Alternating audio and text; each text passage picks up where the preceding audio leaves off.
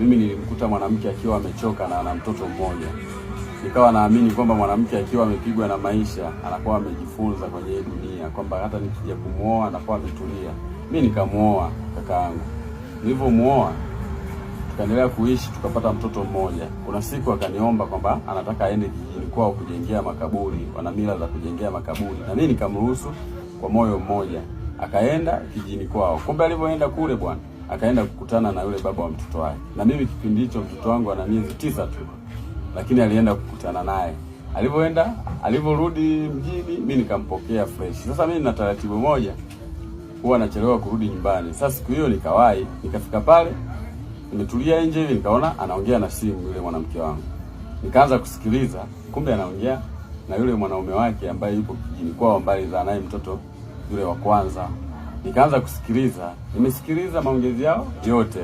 Nikasikia kwamba wanaongea mahusiano, wanaongea kwamba swala la mahusiano. Na isitoshe yule mwanamke akawa na mimba, anajaniambia. Kwa nini hakuniambia? Hakuniambia kwa sababu ile mimba ilikuwa sio ya kwangu, ni ya yule mshikaji, alafu na mtoto wangu ana miezi 9 tu. Yote hayo nikawa nimesikia. Nikagonga mlango, nikaingia, nikamwambia ulikuwa unaongea na nani? Akaniambia nilikuwa naongea na mama. Nikamwambia kama ulikuwa unaongea na mama, lete simu. Akawa anakataa. Lete simu kama ulikuwa unaongea na mama, akawa anakataa. Nikatumia nguvu, nikapokonya simu, nikicheki nikaona namba nyingine haijaseviwa. Nikamwambia huyu ni nani? Akaniambia huyu ni mama ametumia namba nyingine. Nikamwambia basi ngoja tumpigie. Tukampigia. Akawa ni mshikaji. Yule mshikaji nikamwambia mimi nachukua namba yako, nitakupigia kwa muda wangu. Yule mshikaji akakubali. Alivyokubali nikachukua namba, nikampigia kwa simu yangu. Yule mwanamke wangu alipoona yule mshikaji ameongea ukweli, asubuhi nilivyoamka sikumkuta.